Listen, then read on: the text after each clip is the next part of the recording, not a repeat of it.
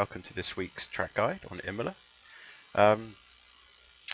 So this is the one of the most challenging circuits you're going to face on the calendar, because it is very punishing if you don't use the curbs and you don't have the optimal line, because there really is only really one optimal line around this track, and it requires absolute smoothness, and we'll go across that today. So I'm Chris from Simulation Motorsport, and this is a Simulation Motorsport Academy track guide. If you want to be part of the academy, then just join up in the Discord, and then just drop your name and details in there. And usually the SM Academy will be on a Saturday if you'd like to go across anything that's a bit more in depth. We also look at driving techniques like trail braking, inertia, tyre wear, how to optimize each corner, how to judge each corner, and learn these things by yourself, and hopefully be able to put laps together like this without having to put too many laps in to build up the speed in the first place. So what I'm going to do, I'm just going to play the lap to begin with on board, and I'll keep quiet for that, and then we'll go across the lap from the outside so you can see what the car is doing, and I'll explain everything. But if you just pay attention to the gears, and at the braking points, look at the brake markers on the right hand side and the left hand side of when I'm braking. And if it helps, get a little notepad down, write anything down, like if you want to note gear for each corner. I'll go across it again in a minute anyway, but it does help a lot. So I'm just going to play it just before we go into the main straight, because it's all about getting the perfect exit that optimize the actual lap, because the start finish line is at the pretty much the end of the straight. So you need to build up as much speed as possible. So if you come out this corner slow, it's going to already impede on your fast laps. So if we just push play.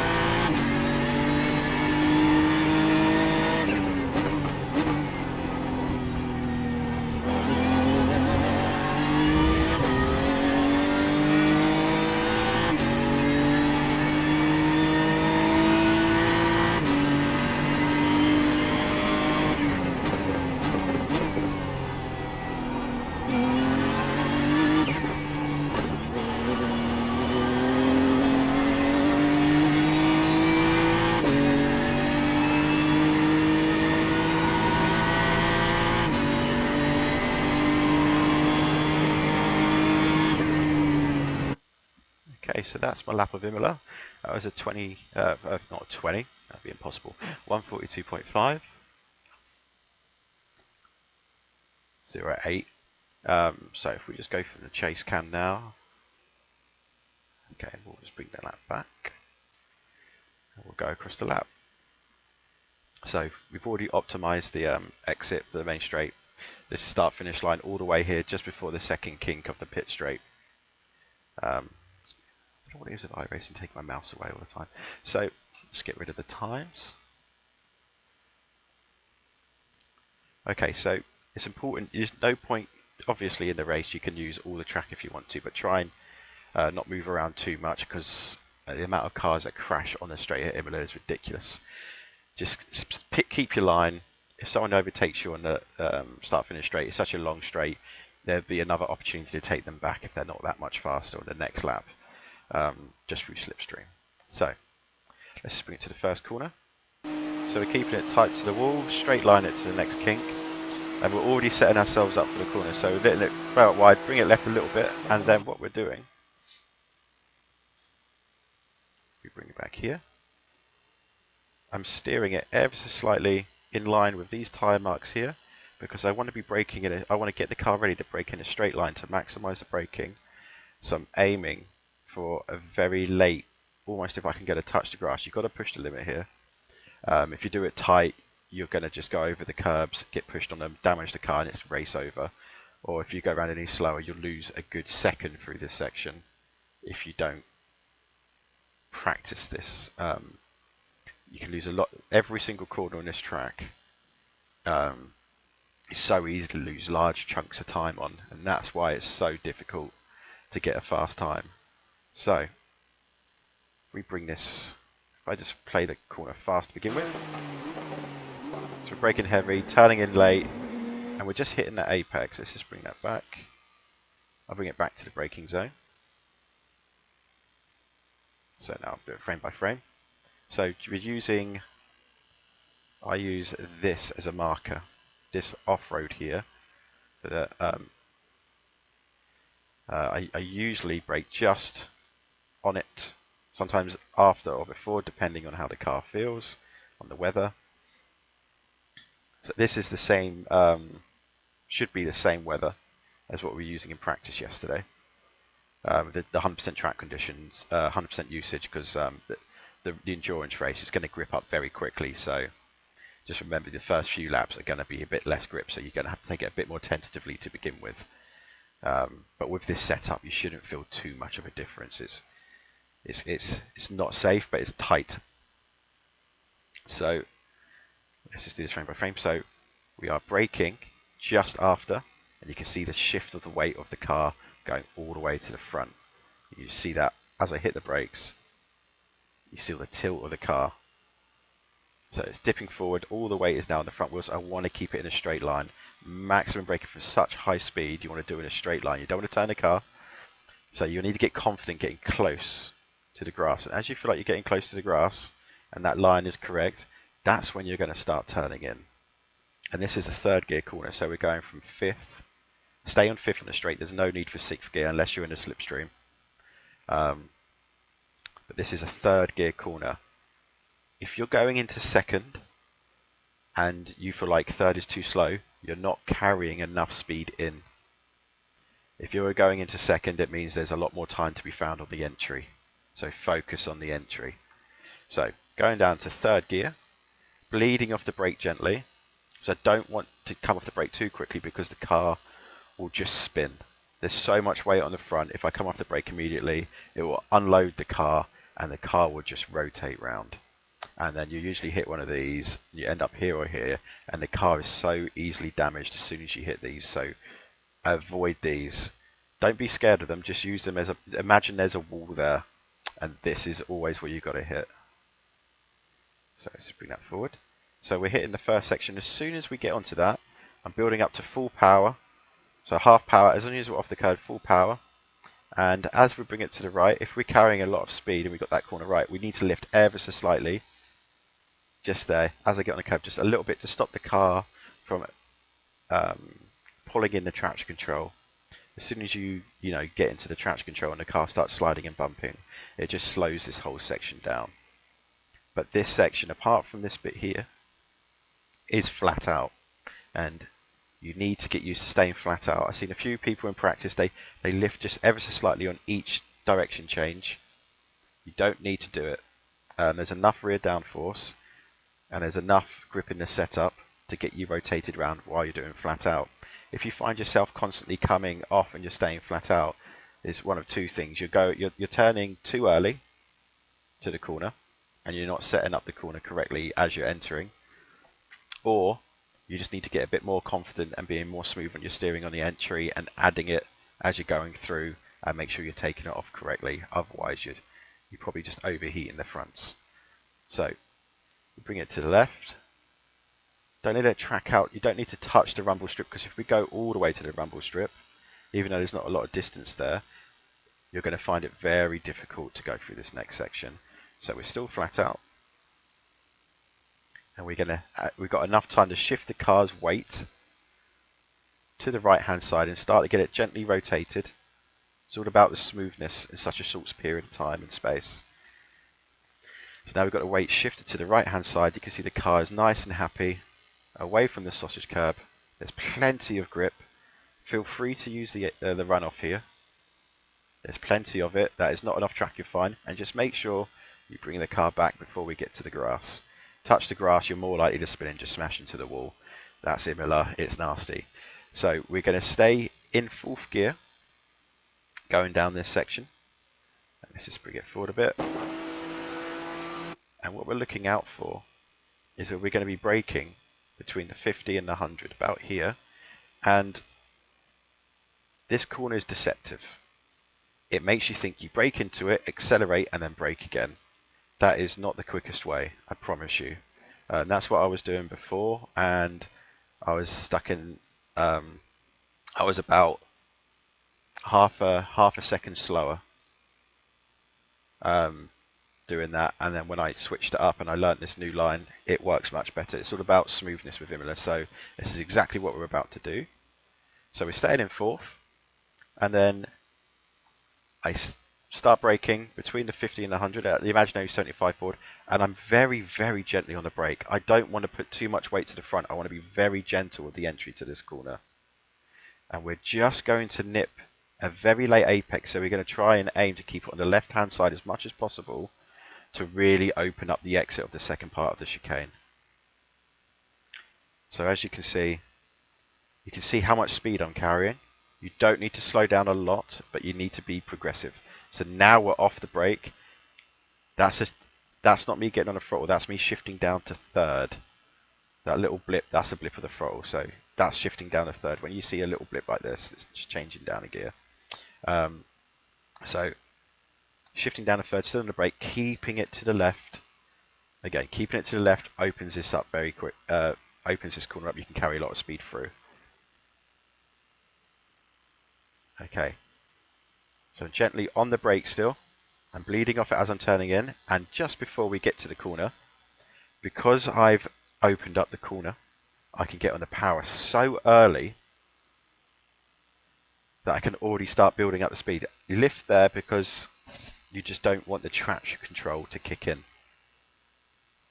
on the exit, because as soon as you go, you have to use the curb a bit to get the maximum exit, but you just don't want to be full at full power, because as the car lands again, it will bump. Traction control will kick in. And if you take the traction control down, it's just gonna slide and spin. Again, I've really worked at this. So just try this line and just try and perfect it. Because if you can get this is the hardest corner on the whole track by far. It's so intricate in the way you have to do it. So the car lands nice and stable. I'm fully on the power. Use all of the exit. There's so much grip there. Don't worry about it. And then you just bring it back over, and you're staying in 3rd gear now. Don't shift up to 4th. You can if you want to and do a double shift down, but I find staying in 3rd and just concentrating on shifting down 1 gear and getting your braking correct is more important. So just after the 50 board, we're playing the brakes nice and early, about 50% brake, and we're going to bleed off it gently as we shift down into 2nd.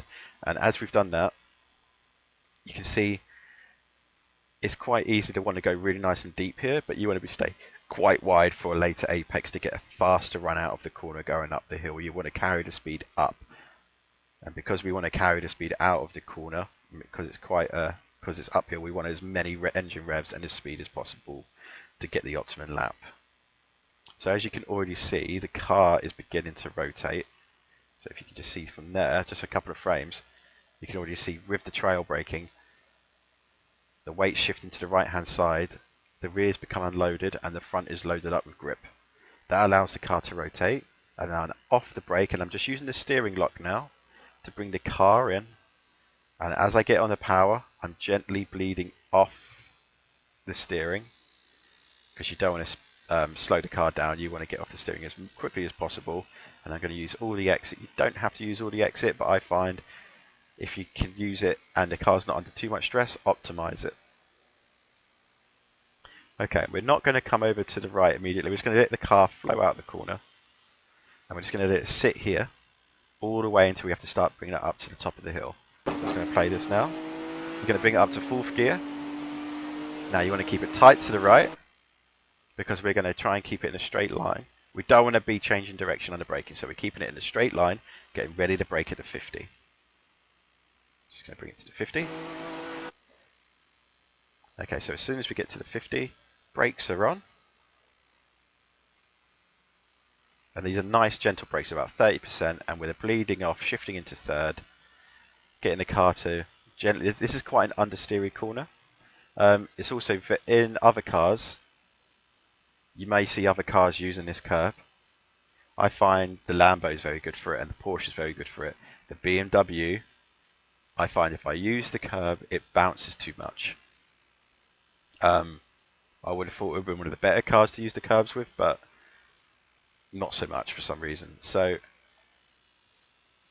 this corner I probably get on the power just a little bit too early, so I do a little bit of a lift, I believe. Okay, maybe I don't. But this is right on the edge of the limit before. If the front wheels were over here and not just the rear, this lap would have been cancelled. If you get 2 wheels off the track there, as you can see, if I did it on the earlier, I would have got. Let me just double check this. This is the correct lap. Lap 9. Yeah, this is the correct one. Yeah, so that's not an off track. But it is absolutely on a limit. If you come off earlier, then that's an off track. I don't recommend it. I only do this line because I've got a little bit of understeer in the car as I carried a bit too much speed in. But this is right on the limit here. So just try and keep it in a bit tighter. I usually recommend trying to stay here on this section. Try not to push your luck on this section. Because just a little bit more and it'll be an off track completely. And it might be a slowdown. But we're going to bring it back on. And I'm already going to start lining the car up to brake in a straight line again. It's all about getting the car ready to be braked in a straight line so the car is nice and settled for entry to the next section. Now this section is so unstable on entry, you need to just drag the brake through the corner. You don't want to be on and off the brake. It's just one nice long piece of smooth braking, and you build it up as you enter the second apex. And I'll explain that now. Let's bring this here. So just now, let's get rid of that laps again. So now we're braking just before the 50 board, ever so slightly, about 20%, and we're coming off as we're entering, and we want to use a bit of this curb here, so we've got some space to trail out of the corner. So now we can get the car going in a straight line, gently bringing on the brake, let it coast to the exit of the rumble strip, and as we get to the end of the rumble strip, we're shifting down into second, and you're gently staying on the brake, but bleeding off ever so slightly, and we're turning in, and as soon as we get it turned in, we're back on the power. If you can get back on the power to begin with, and the way the rear end of the car is set up with the differential, it should stop the car from sliding. If you stay on the brake and turn and you're carrying too much speed, the rear of the car will break away. And then when you get back on the power, you'll catch it, but you'll lose all the speed going up this section, going uphill. It's all about carrying as much speed as possible up the hill. So, just going to bring that out. Little bit of curb, not too much, it makes the car bounce, and we just want to scrape the exit. So we're going up, not too much, just 2 wheels only, keep the other 2 wheels on the tarmac, and just let it flow over that exit of the track, and let the car just flow out of the corner. Now, when the car is settled, bring it gently over to the left again, because again, we're getting ready for a chicane, and this is a nasty one if you get it wrong. So we want to be very stable on the entry. It's all about getting out. You can lose a lot of time through this section because also on the exit there's a nasty slowdown penalty for just using like an extra millimetre of the track. It's just, it's too much if you ask me from iRacing, but it does stop people abusing the exit. So now we're going to brake just before the 50, imaginary 60 line. Shift of the weight of the car is now dipped forward. You can see that from there to there. So essentially the brakes aren't there to slow you down, but also shift the weight of the car to allow you to turn into the corner. So we're already turning in, and what we're trying to do, we're trying to get the entire car over this, and we're going for a certain entry to make it as a straight line to get to the next apex, so we haven't got to put as much steering for the second part of the chicane. So now we want to be off the brake completely as we go over. So we're off the brake completely now. The car is now unloaded, and what that will do will lift the front ever so slightly before we go over to stop the car gripping up and causing you to spin. So you always want to get off the brake as you go over this first section. So we let it go completely over. See, now we're in a straight line, and then we're going to bring it over to the left. I probably could have straight lined it a little bit more, but I found with my driving style I could get on the power a bit better if I didn't use too much of the second part of the chicane. It made me bounce a little bit less, and I can get on the power more stably and carry more speed down. So not too much of the exit there, and the car doesn't bounce so much, and I can get on the power quite early. And you do not want to track any wider than that. That is the absolute limit, and usually I would actually try and keep it on this section here. I wouldn't even track out here. If I go a little bit more beyond, that's an off track. But as you can see, I'll just show you now the lap I'm doing. You can see that everything so far has not been an off track. So